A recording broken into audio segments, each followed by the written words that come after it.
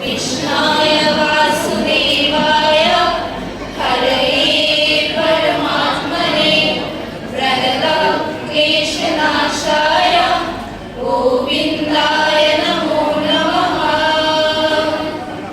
ॐ श्री परमात्मने नमः। श्रीमद्भगवद्गीता द्वितीयोऽध्याय सांख्ययोग।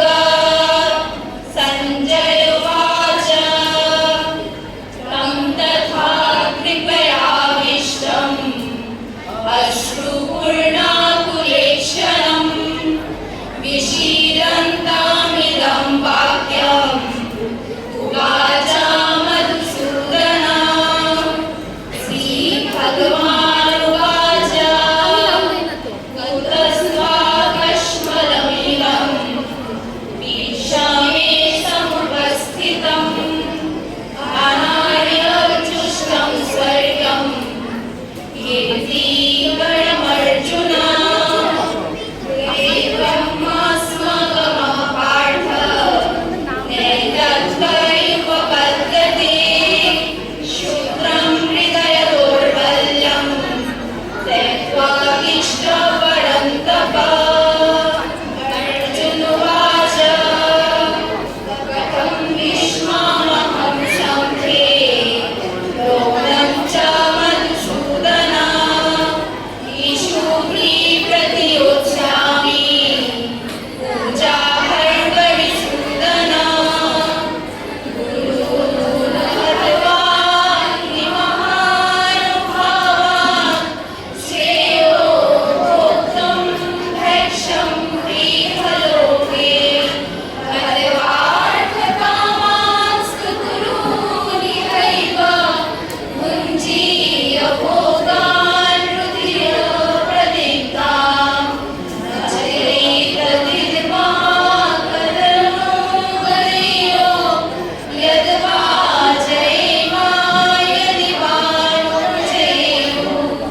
यानेव हत्वा जिजीविषामः स्तेव स्थिताः प्रमुखे धार्तराष्ट्रः। कार्पण्यदोषो वहतः स्वभावः पृच्छामि त्वं धर्मसम्मूढचेतः। लक्ष्येऽस्यानिश्चितं ब्रूहि तन्मे शिष्यैस्तेऽहं शान्तिमान् त्वां प्रपन्नम्। नाहि प्रपश्यामि महामनुद्यात् यच्छोकमुच्छोषणमिन्द्रियाणाम्।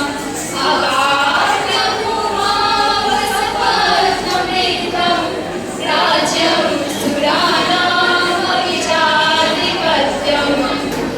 अर्जुनोवाच एतद्वा ऋषिकेश गुडाकेश परन्तप। नायच्छो इति गोविन्दम् उक्त्वा तुष्टिं बभूवः। तमुवाच ऋषिकेशः प्रहसन्निव भारत। सेनयोः भयोर्मध्ये विषीदन्तमिदं वचः। श्रीभगवानुवाच अशोचैनं पशुश्चस्त्वं प्रज्ञावानश्च भाषसे। गतासु न गतासुश्च नानुशोचन्ति पंडितः। राधे राधे। हिंदू जागरण मंच नागापुरी द्वारा श्री गीता शिक्षा केंद्र की ओर से सभी गुरुजनों और भक्तजनों को हमारा सादर प्रणाम। यहाँ श्रीमद् भगवद गीता द्वितीय अध्याय सांख्य योग के प्रथम श्लोक में संजय राजा धृतराष्ट्र को सूचना देते हुए बोल रहे हैं कि अर्जुन का अनुतप देखकर मधुसूदन ने यह वचन दिए। इस संकट में रणस्थल में जो जिंदगी की कीमत नहीं समझता है, ऐसे अज्ञानियों जैसे विचार तुम्हारे मन में कैसे प्रज्वलित हुआ? इस तरह का मनोभाव स्वर्गलोक में जाने का तो दूर की बात है, उल्टा तुम्हारा सारा यश राशि सब विनाश कर लोगे। आगे भगवान श्री कृष्ण कहते हैं, हे पार्थ, नपुंसकता को प्राप्त मत हो। इस तरह का आचरण आपके लिए अनुचित है और मन की तुच्छ दुर्बलता को त्याग कर खड़ा हो जाओ। जिसके प्रति उत्तर में अर्जुन बोले, हे मधुसूदन, इस युद्ध क्षेत्र में भीष्म और द्रोण जैसे पूजनीय व्यक्तियों को कैसे तीक्ष्ण बाण से प्रतिद्वंदिता करो।